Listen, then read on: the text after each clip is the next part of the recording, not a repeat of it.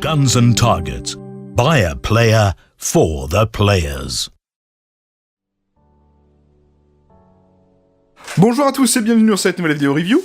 Et aujourd'hui, comme vous l'avez vu au titre, je vais vous présenter le Car 98K de chez D-Boys. Bien voilà, cette réplique, j'avais envie de vous la présenter un jour sur cette chaîne, et grâce à Vink de Gearbox Custom Airsoft, qui est aussi mon mécano, ça vient de sa collection personnelle, il me l'a prêté pour faire cette review, donc je suis très content. Alors, avec D-Boys, on a des boîtes toutes simples, cartonnées, avec un rappel de la sécurité ici, et une petite poignée de transport en haut. À l'intérieur, on y trouve donc la réplique, forcément. Ici, normalement, on a un sachet avec 5 cartouches de livret d'origine, donc on va y revenir après, les cartouches, hein. Et ici, on a un petit rappel de la sécurité en français, on s'en fiche un peu. Nous, ce qui nous intéresse, c'est ça. Alors, cette réplique, qu'est-ce que c'est? Eh bien, c'est tout simplement un Car 98 de chez D-Boys, donc le fameux fusil allemand de la Seconde Guerre mondiale à verrou. Allez, je vous le remonte de plus près, voilà la réplique du jour. Un très joli Car 98, j'avais très envie de le faire sur cette chaîne, et grâce à Vincent, ça va pouvoir se faire. Allez, je vous le pose là, et je vous parle de l'arme véritable. Le Karabiner 98 course, ou Karabiner 98K, abrégé en Car 98K, est un fusil à verrou allemand chambré en 7,92 par 57 mm et conçu par Moser Waffenfabrik. Elle fut adoptée le 21 juin 1935 comme arme de service par la Wehrmacht. Ce fut l'arme standard la plus commune des troupes à pied dans toutes les branches de la Wehrmacht et de la Waffen-SS, devant les Sturmgewehr, MP40, Gewehr 43 et Gewehr 41. Plus de 15 millions d'unités furent produites jusqu'en 1945. Il est l'évolution du Gewehr 98 utilisé pendant la Première Guerre mondiale. Pendant la Première Guerre mondiale, l'armée allemande se rend compte que le Moser 98 est long et encombrant lorsqu'il est utilisé dans les tranchées. À la fin de la guerre, en 1918, l'armée allemande souhaite utiliser une arme à feu dite unique, c'est-à-dire prévue pour une utilisation de toutes les unités, infanterie, cavalerie et artillerie. Le cahier des charges stipule que la future arme devra mesurer 1,1 m de long et pourra être équipée d'une hausse dont la graduation est comprise entre 100 et 2000 mètres. Les militaires allemands définissaient alors une carabiner comme une carabine dont la bretelle se fixait latéralement. Il s'agit de la version raccourcie d'un point inférieur et donc plus maniable que le fusil Moser 98 utilisé pendant la Première Guerre mondiale. Le 98K se charge au moyen d'une lame chargeur de 5 cartouches de 7,92 mm Moser. Pendant la Seconde Guerre mondiale, cette arme était l'équivalent fonctionnel du Springfield M1903 américain, mais il était inférieur au M1 américain capable de lui tirer en semi-automatique. L'ajout d'une lunette de tir au 98K permet d'en faire un fusil de très bonne précision.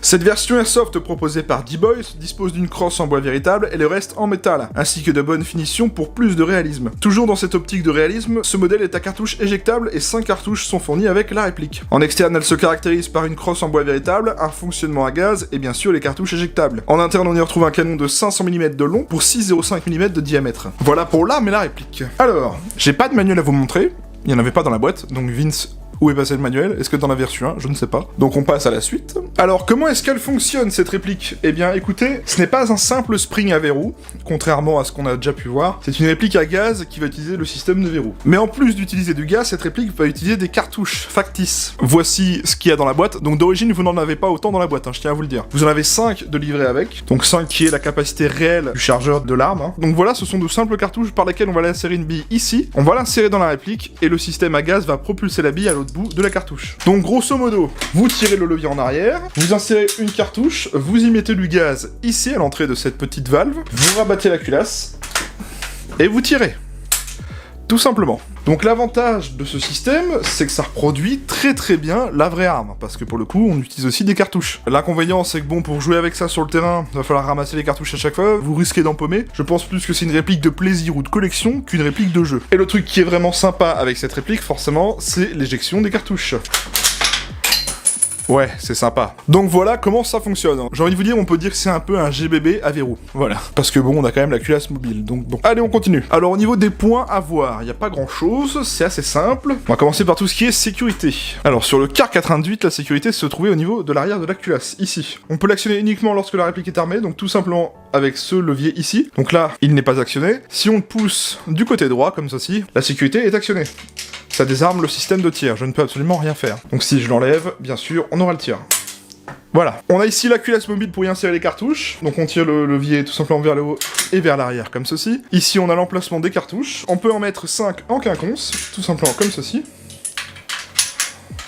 Donc là, j'en ai mis 4 pour le modèle. Vous rabattez la culasse, vous bloquez le verrou, et vous pourrez tirer, tout simplement. Ici, on a la hausse graduée, un petit peu comme on trouve sur les AK aujourd'hui, donc on appuie sur ce petit auto ici et on pourra le relever vers l'avant, ce qui rehaussera la mire pour vous permettre de tirer à une plus longue distance, voilà. Et ici, on a le guidon qui est propriétaire au Car 98, hein, qu'on connaît tous, qu'on a déjà vu dans plein de jeux vidéo. À l'arrière de la réplique, on trouve des passages de sangle au niveau de la crosse, voilà. de chaque côté, et on en retrouve un en métal à l'avant sous forme d'anneau, ici du côté gauche. Donc pour le coup, on a une belle garniture bois sur cette réplique.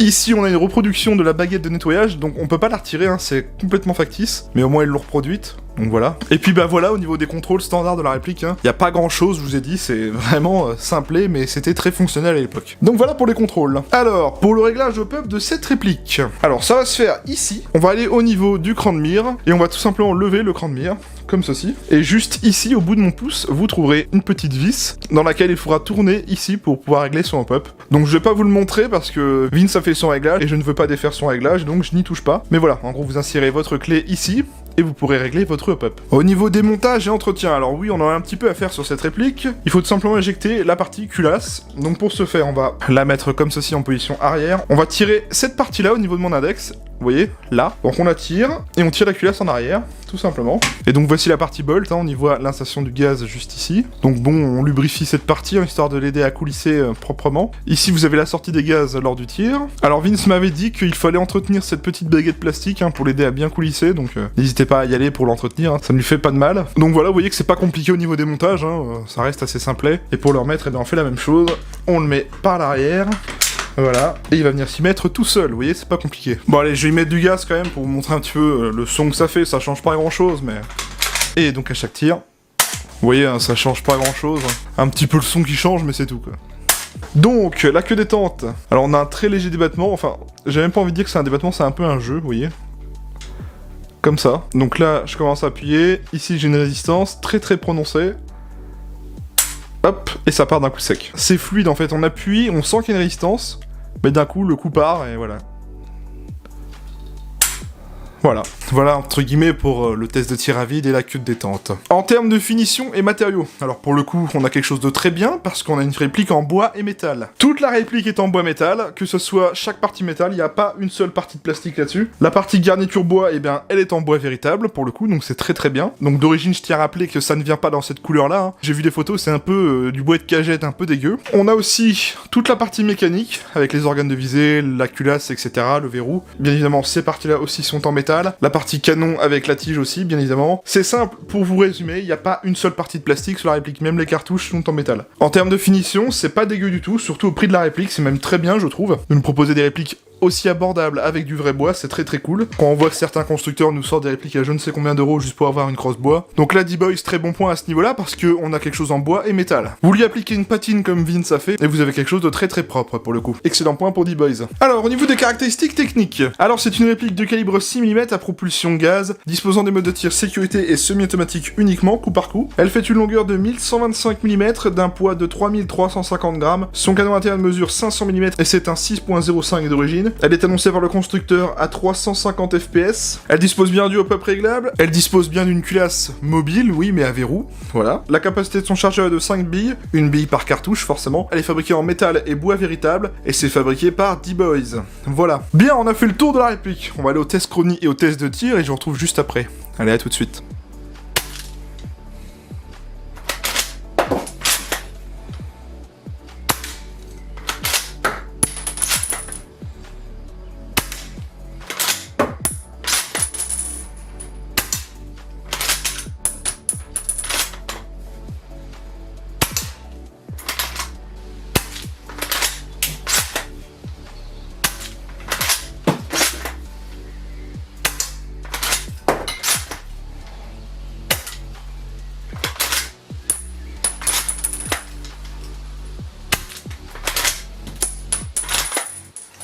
Test de tir du Car 98K de chez D-Boys.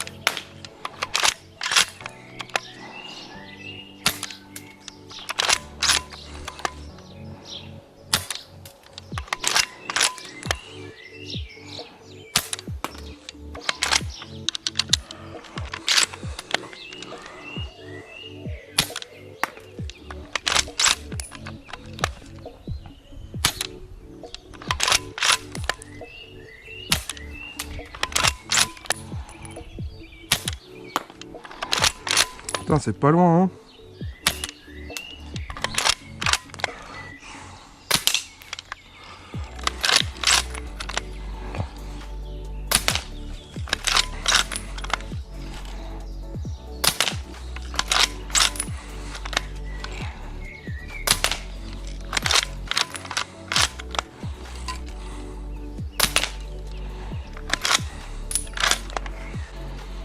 Très sympa ce car.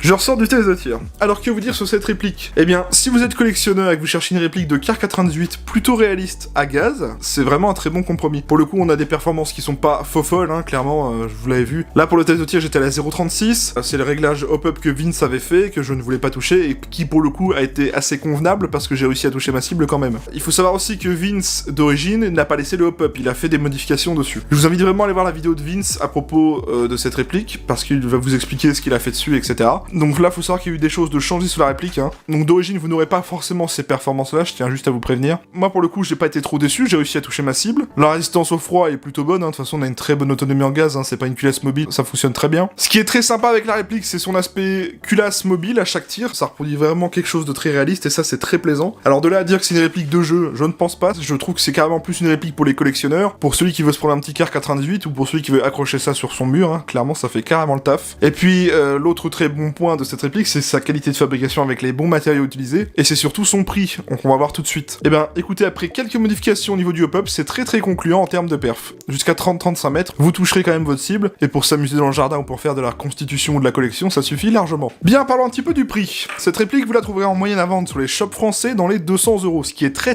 correct. Je tiens à rappeler que pour une réplique fabriquée en bois et métal, avec tout ce système entre guillemets réaliste, avec la culasse mobile, etc., je trouve franchement que c'est un prix très raisonnable. Si vous êtes collectionneur et que vous souhaitez juste une réplique de Kar 98 pour mettre sur votre mur, et bien ça reste franchement un très bon prix. Même pour ceux qui voudraient jouer avec cette réplique, ce n'est pas vraiment très cher, 200€, on a vu bien pire, hein. Donc voilà, ça reste une réplique vraiment abordable, je trouve. Voilà, 200€, on a un système à culasse mobile avec les cartouches, ça fonctionne au gaz, ça fonctionne bien. Que voulez-vous de plus? Voilà. Bien, je remercie Vince de Gearbox Custom Airsoft de m'avoir prêté cette réplique. Merci à toi de m'avoir prêté ta réplique, hein, pour faire une vidéo. Sachez que je vous fais une petite annonce. Depuis que maintenant Vince est le mécanicien de Guns & Target, d'ailleurs coucou à Guns & Target et merci à lui pour son soutien depuis tout ce temps que ma chaîne a été créée. Vince maintenant est le mécanicien AEG et GBB de Guns & Target, et sachez que Vince a une très grosse collection d'airsoft. Je vais pouvoir vous présenter des pépites dans le milieu des répliques d'airsoft, et j'en ai actuellement chez moi quelques-unes à vous montrer, pour l'instant, sachant que Vince va encore m'en amener d'autres bientôt. L'avantage c'est que, en plus de Guns & Target, eh ben j'aurai des répliques de Vince à vous présenter, donc je vous rassure, vous n'êtes pas prêts de manquer de vidéos sur cette chaîne, loin de là. C'était la petite annonce que je voulais faire. Merci aussi à Guns & Target de son soutien, qui me soutient depuis le début, c'est aussi grâce à lui que j'en suis arrivé là aujourd'hui, donc n'hésitez pas à aller faire un tour sur sa page Facebook, son site et sa chaîne YouTube, tous les liens sont en description. Pareil pour Vince, je vous mets le lien de sa chaîne YouTube en description. Moi je vous invite à venir vous abonner à ma chaîne YouTube, pensez bien à activer les notifications, c'est grâce à cela que vous voyez quand je sors une nouvelle vidéo. C'est aussi le meilleur moyen de ne pas louper les futures vidéos qui arriveront sur la chaîne, donc profitez-en. Je vous invite aussi à me retrouver sur ma page Facebook, c'est ici que j'y poste des choses hors vidéo, des actualités, des annonces de concours, des contenus hors vidéo, donc si vous voulez tout suivre de mon actualité, c'est le meilleur moyen. Le lien est aussi en description. Si la vidéo vous a plu, vous pouvez mettre un pouce bleu, ça me permet de voir si le contenu vous a plu ou non, et puis de voir si la réplique que je vous ai présentée aujourd'hui vous a plu. Faites-le, ça me permet de me faire des petites stats entre guillemets. Je vous invite aussi à venir me retrouver sur mon serveur Discord qui est totalement gratuit si vous souhaitez venir échanger d'airsoft avec moi ou d'autres membres passionnés d'airsoft. Le lien est en description, pensez juste à vous présenter à l'entrée du serveur. Bien, on arrive donc à la fin de cette vidéo, j'espère qu'elle vous aura plu, je vous retrouve mardi soir pour une prochaine review. Profitez bien sur les terrains, le beau temps est revenu, donc c'est le moment d'aller jouer. Prenez soin de vous, portez-vous bien, et à mardi soir. Allez, salut!